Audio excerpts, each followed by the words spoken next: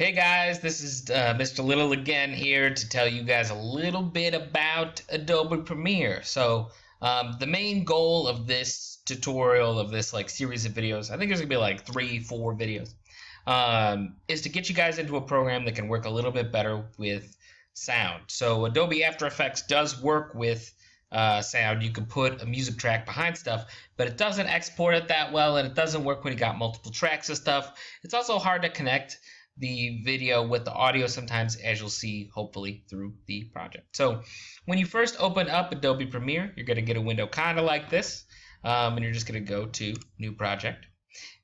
Excuse me. And when you get to this window, there's two things that you kind of need to do. One thing, I usually make sure my capture format's in HDV. I don't know if that actually does a lot, but it's something I often do because I never work in just regular definition. I often work in high definition. But the main thing you do need to do is to select your project folder. So much like After Effects, where you have the top level that is your project folder, and then within that you have all of your compositions, or in here it'll be all of your sequences. Here you have a project, and it's kind of where you work with the messy stuff before you render it. So here I'm good, so I could either do my drop down and say, all right, I'm in English 419 activities folder. This is where I save all my stuff.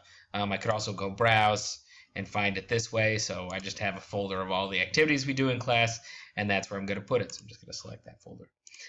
Finally, I'm just going to name the project, and it's going to be like Premiere, spell Premiere correct. Premiere demo, March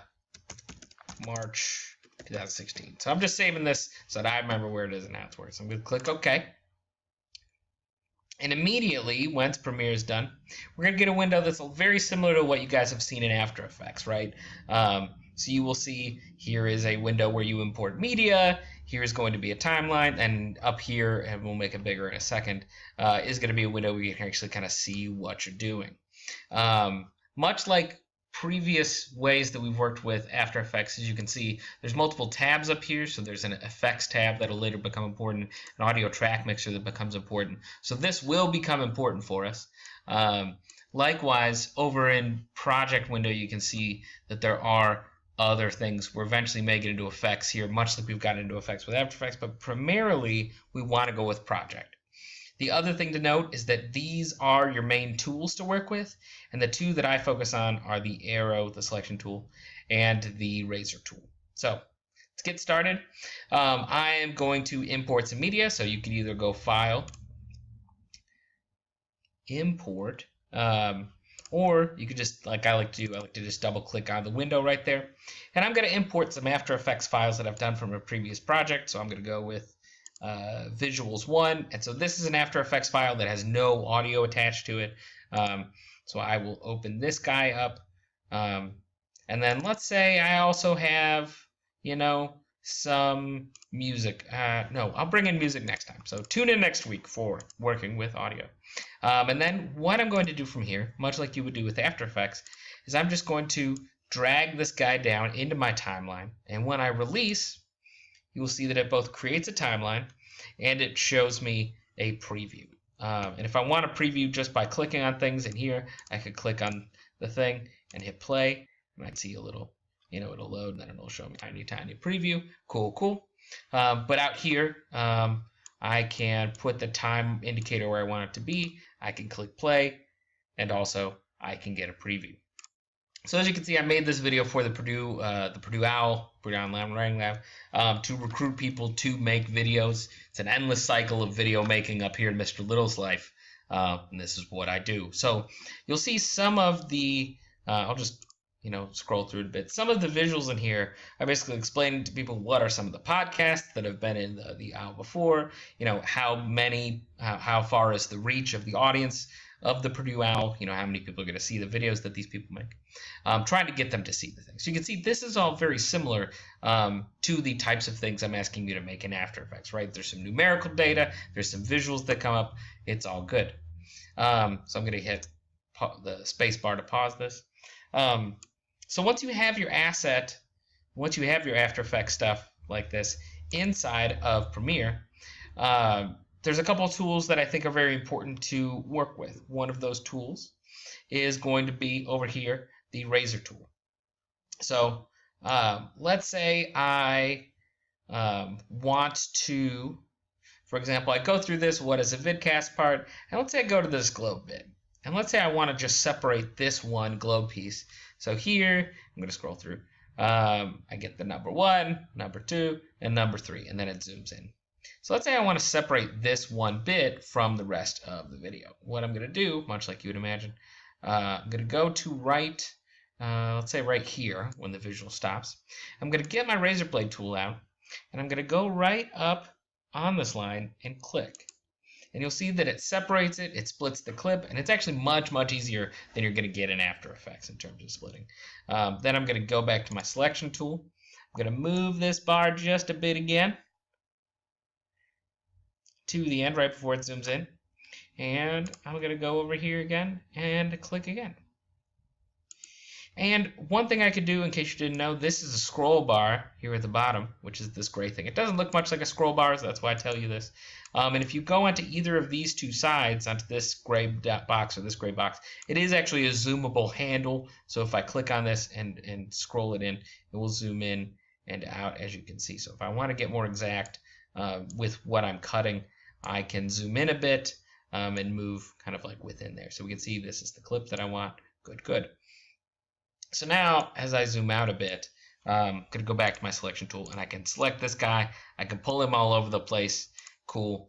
And one of the things I can do at any point in time, let's say that I cut this guy, bring this guy up, and I eventually delete it, right? So I'm like playing around with stuff, I'm cutting stuff, I'm editing it all over the place.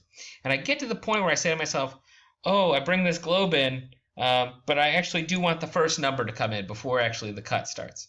I can click on this clip and actually extend this out to, and you can see up at the top, up in that top portion, you can see it saying where is the new endpoint going to be. Go to right to when that number appears. I'm going to let go, and now the clip is that long.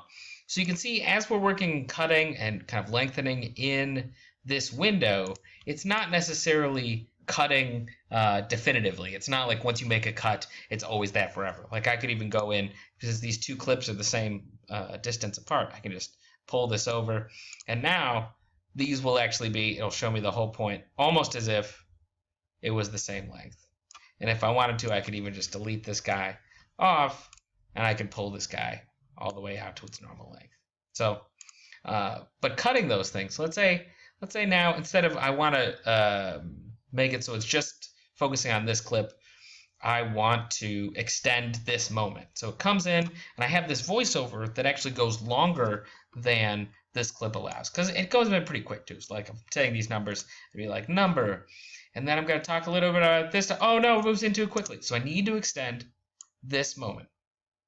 So what I'm going to do, first thing, I'm going to get my razor blade tool, like I showed you. I'm going to go in, I'm going to cut right there. And now I'm going to click on this guy. I'm going to just pull it a bit away. I'm going to pull, let's say, I don't know, I need maybe that much room.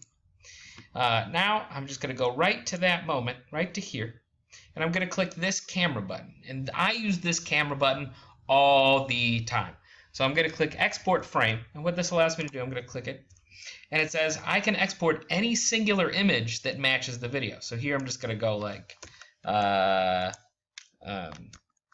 demo viz 1, name the file.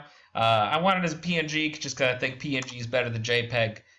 In video, that may be incorrect generally, but I like it. I'm also going to keep importing to projects, so it'll automatically come into this, even though it'll save to my computer. I'm going to click OK, and bam, it's inside of here. So if I now drag this still image, so this is just now just an image, it's just a frame. Drag it on in. I'm going to pull it so that it's equal to here. It's equal to this amount. And I'm going to also drag this side over so it's equal on this side. And then I'm just going to plop it in. Oh no, not what I want. My time indicator's in the way. So I'm going to pull the time indicator out of the way first. Make sure time indicator's out of the way. And I want to make sure this lines up perfectly. You see it has some smart guides that'll allow you to get there. And now I'm going to plop it in. I'm just going to pull it down, make sure it's in line. And now if I play this clip, as you watch, it almost pauses for a second and then zooms in. And that's the effect I ultimately want, right? So you can imagine if you have lots of voiceover and you have a clip that's like this long before you even start matching the voiceover with it, there's going to be a lot of clips that you put in visually that you need to extend because the voiceover goes too long. And that makes a lot of sense. The way I would then do that is to cut them, move them apart as needed, and then fill in the gaps with still images that you get through this export frame model. And that should help you out, I would imagine, quite a bit. So other than that, I think my only other word of advice to you, you can see how you move through the timeline. You can see that you have video layers here. In the next video, I'm going to explain a little bit more about audio. But the big thing to remember about Premiere is that just like with any other of the programs, with Illustrator or After Effects, you can do save and they will save as the project file. But you do not send me the project file. It does not create an MP4 or something like that. For that, you will then have to go to export, like you would with anything else, and media. So there is a difference, much like with other programs with Adobe, between saving a project file and saving the final file. And make sure as you're working, just save a normal project file, and then at the end, when you have a draft due for our class, that's when you're going to export the file. So other than that, hope you can get some files in, hope you can get them in, cutting them, moving them around, editing them. That should be about as much as you need to this point. Tune into the next video. I'll pull it up on the screen. Here it is right here, and it'll be a video about bringing sound into Premiere and how to work with it. So see you in hopefully only a few seconds here in Mr. Little's class. Let's say I'm working with audio and I've heard the music 100,000 times and I don't want to like go to bed and wake up humming friggin' Shipperdoodle. I can just go in, I'm gonna briefly show you what I mean. So if I bring in Shipperdoodle, I can mute it and then I can just work.